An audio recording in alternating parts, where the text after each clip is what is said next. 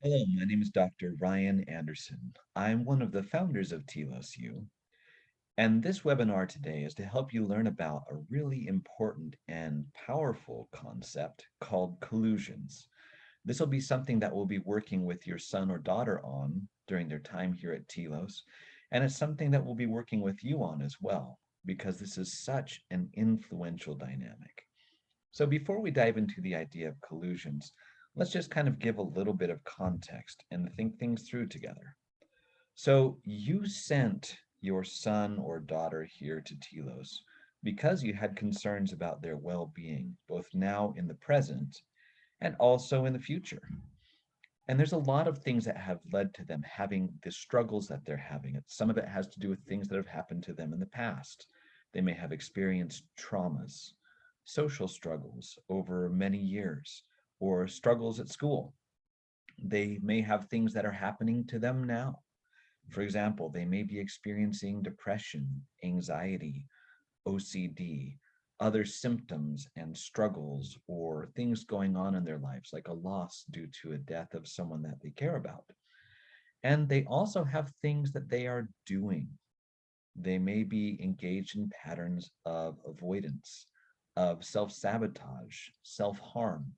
Maybe they have turned to addictive behaviors, whether in the form of electronics or in the form of chemicals. But most of our students have some kind of behaviors that they're engaged in, which you're also worried about as well, and which you want to see change. And of course, for most of our students and our families, there is some degree of tension in the interactions between our students and their parents. And that usually is related to the things the students are doing because of the things that the students are experiencing. And that often becomes an area of a great deal of concern and worry and suffering for everyone involved. And the problem is because this is the case, because we are worried and struggling, and there's tension that's caused because of their interaction between you and them about their behaviors, there tends to become a cycle that develops. These maladaptive behaviors that they have, it's important to recognize, have been their attempted solutions to the physical, emotional, and social problems that they have been having. But the problem is, of course, these solutions aren't working. They're ineffective. They're not actually dealing with the problem. A lot of times they're numbing or avoiding or trying to circumvent. And therefore, the problems at the core continue to grow and fester. And of course, a lot of times the actions that they're doing to try to solve their problems are causing problems of their own.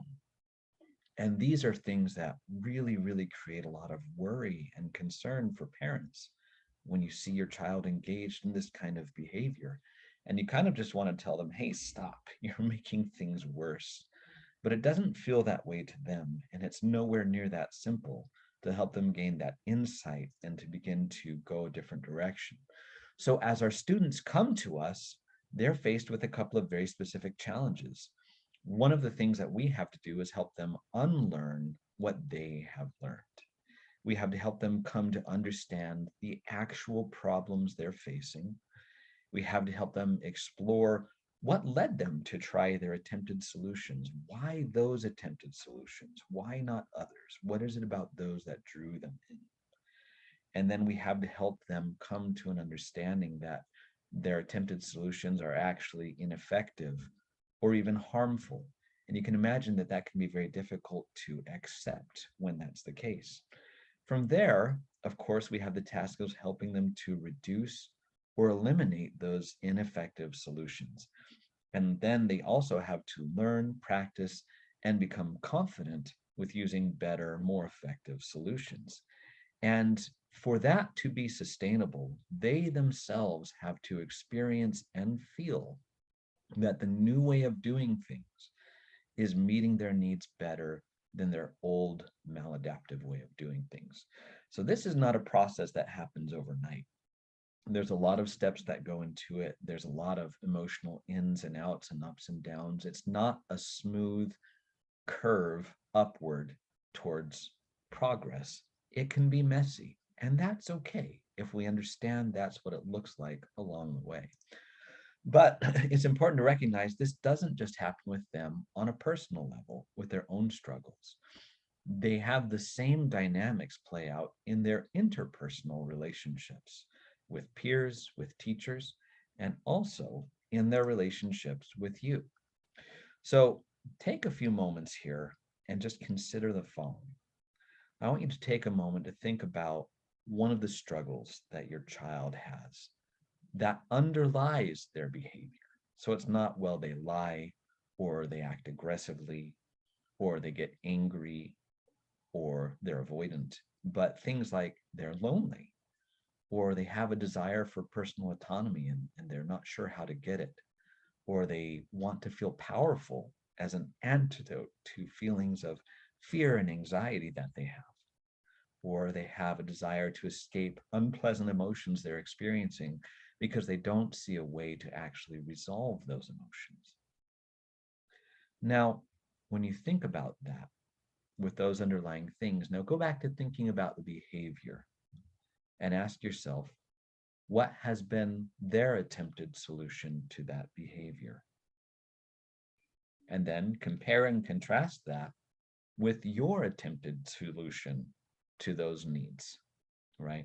They've been trying to meet those needs by the behavior they're doing. How have you been trying to solve the problem that you're seeing? And what is the relationship between their attempted solutions and your attempted solutions? Chances are that the relationship between those two things is complicated and conflicted. And we're going to look into that a little bit. One of the things that we recognize is that a lot of times their attempted solutions becomes the problem that you are trying to solve. And your attempted solutions begin to feel to them like the problem that they are now trying to solve. And this tends to escalate and go back and forth and dig deeper and deeper and entrench. So your problem is their attempted solution. Their problem is your attempted solution. You kind of see the conundrum that this creates for you and for them. And both sides can get very stuck in doubling down on their solutions and just feeling blame for the other person for what they're doing and the way it feels like it's making the situation worse. And what is even more complicated is that both sides tend to be relatively or completely blind to their contributions of the stuckness of the situation. It's very easy to see what the other person is doing that's not working. It's very hard to see how what we're doing is not working, especially if in our minds we have good logic, good reasons. We know that our intentions are pure. We've seen these solutions work for other people. All of those things make it harder for us to ask the question, why is it not working now? And why am I trying to double down on something that clearly isn't working? So we find ourselves in a situation that we call a collusion. What we have here is a basic collusion diagram. I know it's a little bit obscured with my face, and I apologize for that. But what you have here are two different boxes. The box on the left is you.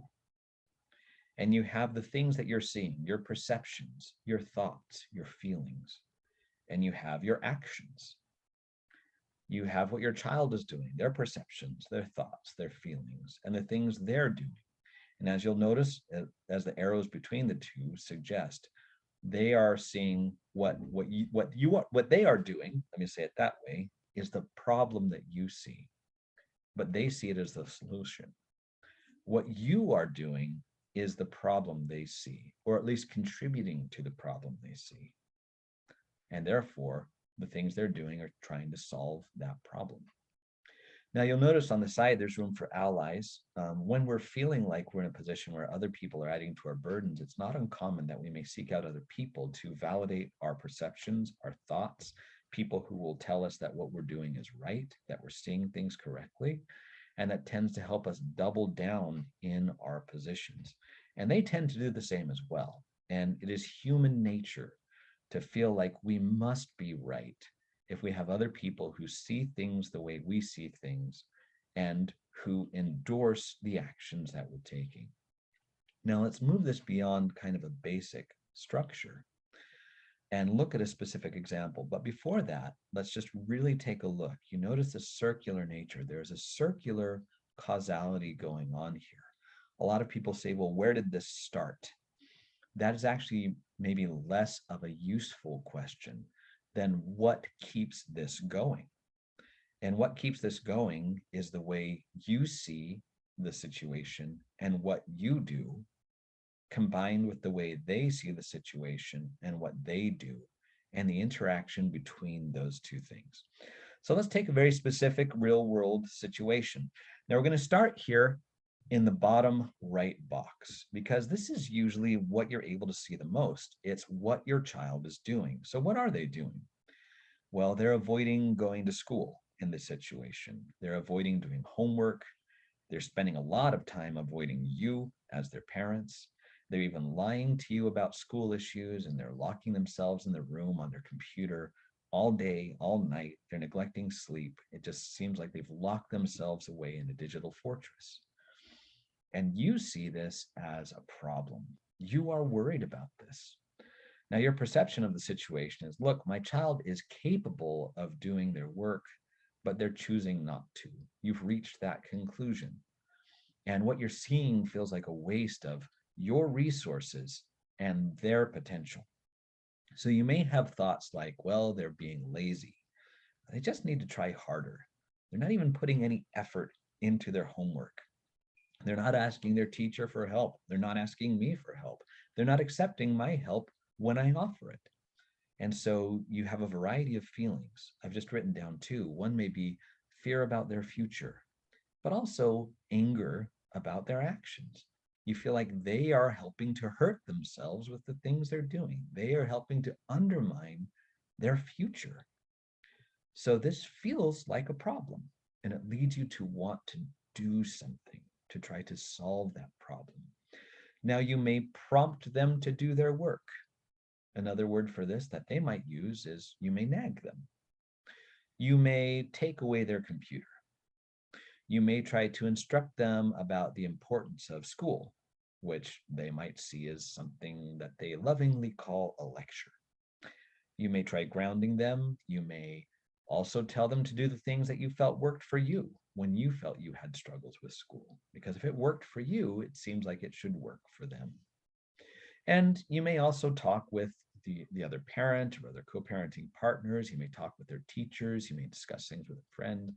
And you may have a lot of them say, yeah, we're concerned about the same things. And yeah, you're right.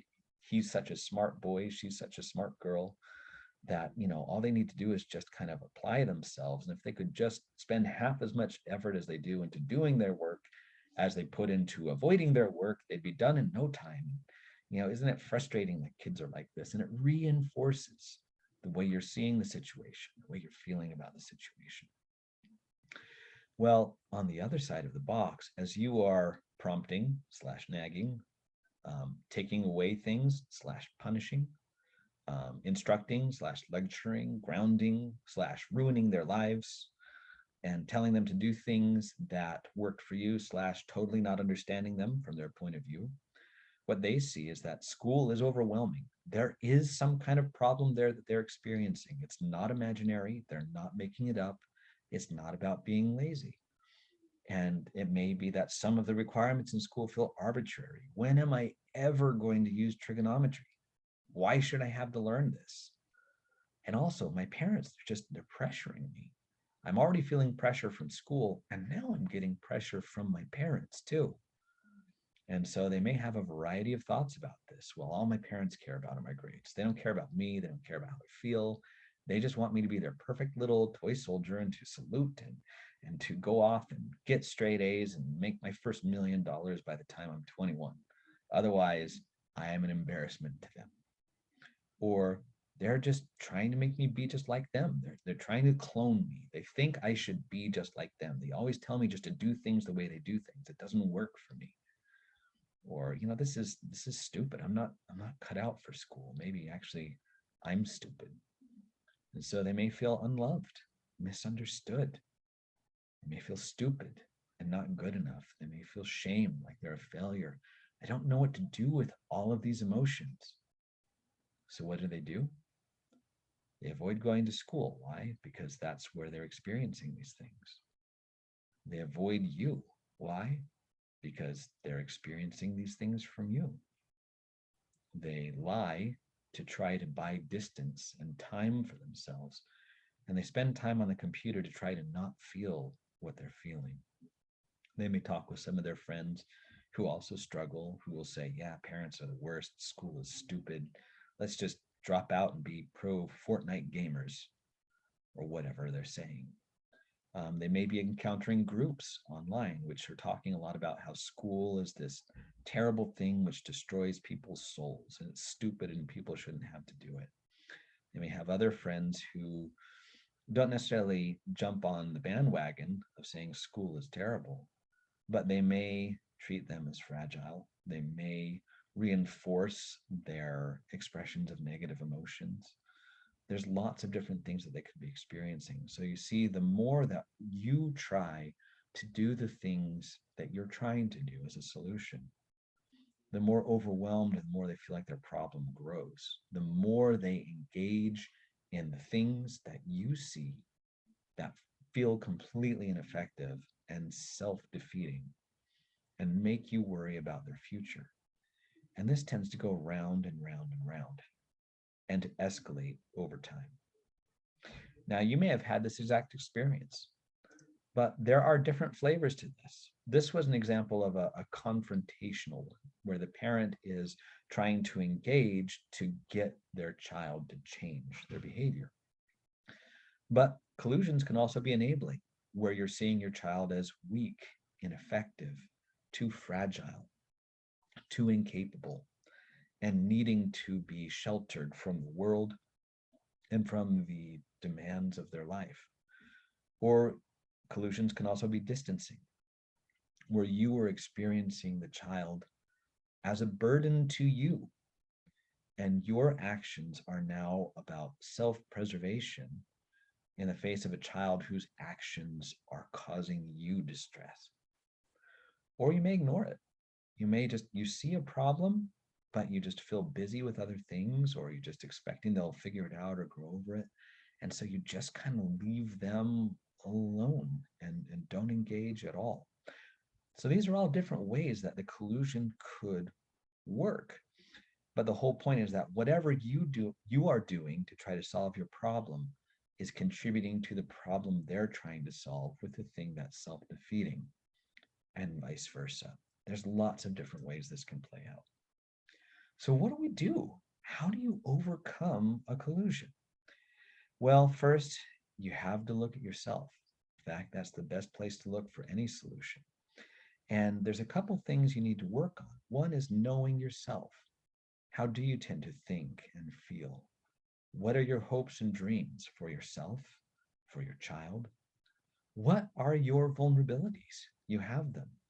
No matter how old you've gotten, no matter what experiences you've had in life, no matter what successes you've had, you still have vulnerabilities. And collusions tend to play upon those vulnerabilities. For example, what are some areas where you're at risk for projecting yourself onto your child, for expecting them to see the world or to feel the way that you do, and not being open to the idea that they can have a different experience? Also, most of us as parents, whether we know it or not, have certain needs that we may be trying to meet through our child. And it may be through trying to help them accomplish certain things, either to accomplish what we accomplished or accomplish what we never accomplished, or we're trying to shield them from getting hurt by something that hurt us, or wanting validation for our worth through things they do. There's lots of different ways that parents are at risk of making decisions, not because of what the child needs, but because there's some kind of need of our own that we're trying to meet through our child. The second step here is be willing to ask, well, is it possible that I'm in a collusion right now? You can't solve a collusion unless you can spot a collusion. Now, one of the things that makes this really difficult is that when we're in the middle of a collusion, we usually don't feel like we're colluding. What we usually feel is like we are right. And in fact, the more you feel absolutely right and justified, the greater the risk that you're actually in a collusion. Now, you don't need to be paralyzed by self doubt, but if you are right, there's nothing to be harmed by exploring, hey, could I be in a collusion? And being open to, hey, maybe I'm actually contributing to the problem inadvertently here is the first step towards breaking the collusion down and ending it. Now, this isn't going to work unless you've got a heart at peace or are out of the box. There's another webinar on what that means and how to do that. Also, we encourage you to refer to the anatomy of peace or the outward mindset or leadership and self-deception for more information about that. But that will be one of the tools that you'll be learning and we hope you get very good at during your time here at Telos. The third step here is to get familiar with your most common collusions. Now, there is always the possibility for getting into collusions in any situation, but especially in family relationships and with people that we're close to, we do have a tendency to have one or more common repetitive collusion cycles. In fact, I tend to call these Groundhog Day arguments based on the old Bill Murray movie where he's stuck in the same day over and over and over again. You can probably think about these. What are the arguments you've had a million times? The conflicts that have happened over and over again, where you know, well, they do this and then I tend to do that and then they do this. And it's like someone wrote a script and you guys are acting it out together each and every time, maybe just variations on the theme. So this is a good way to recognize, oh, this is one of our Groundhog Day topics. Going into this, I need to be particularly aware that this could easily become me following into a collusion cycle. The fourth is to explore how your attempted solutions may be adding to the other person's burden. Now, this requires some humility. I know that your intentions and what you're doing are good. And people like to be judged by their intentions, not by the outcome of their actions. But if we want to get through collusions with other people, we have to put down the question of, well, what am I trying to do? And ask the question, what are the actual results of what I'm doing? And our ability to question that, discover that, own that, take accountability for that is very powerful in helping the other person feel like it's safe for them to begin the process of trying to step back from the collusion as well. Then the next step is to really seek to understand more about the problems that the other person is experiencing that have led them to their attempted solutions, which you tend to see as the problem. So what have they been experiencing? What have they been going through that makes this make sense? What is going on with them that makes this feel like this is the best option they have access to try to deal with this situation? What other solutions have they tried? What has happened while they've attempted that? What do they see as the obstacles to trying other solutions? And it's important to do this in a very non-judgmental way. If you go into it trying to find the problems in their thinking, you'll never get there. But if you go into it saying their thinking actually makes sense from what they're experiencing, the way they're perceiving the world, this makes sense. And it's my job to figure out how this makes sense so we can figure out how to get past where we're stuck. From there, you need to seek ways to address the underlying struggles they are facing. So this means stepping back from trying to solve their behaviors and instead looking at how you can be an ally to solve the problems and struggles they are facing. So while you do that, you have to start on a level that they feel like they can agree to now. We may be suggesting something good or shooting for something good, but it may be a few steps further than what they're ready for. So be ready to take smaller steps. And it also needs to be something that they can believe right now may actually address the way they feel. It's got to make sense in their heads, in their worldview. They have to believe it. Otherwise, it's not going to work. It will fall apart. Even if it is a good plan and could work, if they can't believe it, then it's not a road that can carry them there. And also, we have to recognize that it may require knowledge and resources that are new to them and possibly even new to us as well, that we may need to seek out other allies, other options, other abilities from those who are willing to help.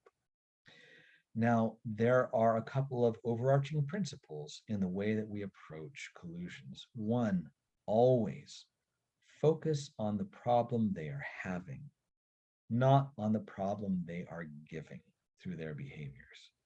That is powerful and important. Second, empathize them and validate their feelings. That doesn't mean that you have to agree with what they're trying to do, but you really need to dig deep and understand what they've felt. And they need to see that you care about what they feel and that you're going to care about their feelings along the road to the solution as well.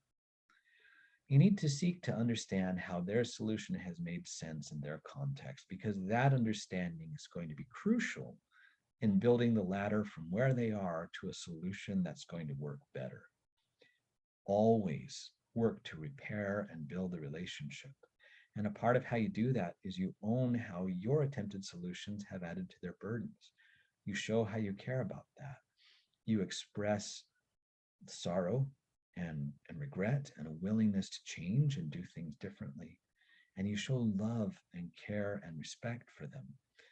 And again, recognize that you may need to take small steps and be okay with that, but always own your part and let them see you actively working on the things that you're trying to do differently on your side of the collusion. Now, as you work on this, there are a couple of Telos tools you'll be learning along the way that can really help at different stages in resolving the collusion. These include the talking stick, the consultant pattern, the processing approach, and the relationship continuum. So as you learn these different principles, they will help you as you go through that process of helping to undo collusions as you experience them. So this is where the rubber meets the road. There's a couple things for you and your team to work on. One is for you to spend some time reflecting on the common collusions that you and your child experience. You may also notice there may be collusions between you and their other parent or parents. And those also tend to play into collusions between you and your child. So it's time to explore and begin seeing where these exist. Come to family therapy ready to explore and map out your collusions together with your child. Be ready and willing to make changes to your contributions to the collusions. And if you find that you are feeling defensive or resistant to the idea of owning a side in a collusion, that's something to explore with your therapist to find out what's getting in the way. Also, keep in mind that as you're going through family therapy conversations, part of the therapist's job is to be a process coach, to help you notice the process going on between you, and then to shine a light, focus on that, work on that when that's becoming disruptive. So be prepared for the therapist to identify these collusions in real time during family therapy and to actually press pause on the discussion of the content and focus on the process, the collusion, noticing that it's going on and helping you guys slow it down and approach things differently. Because if they just let you continue on in the collusion, they're just going to let you continue on in what's not working. So be prepared and work on trying to do that yourself actively in family therapy sessions. You can practice asking yourself that question: is it possible I'm in a collusion right now? What are the signs? What are the symptoms? How would I know? So we look forward to helping you and growing in your knowledge and understanding of collusions and in your confidence in you and your child's ability to work through them and to get into a healthier pattern that helps you and them resolve your concerns and get unstuck.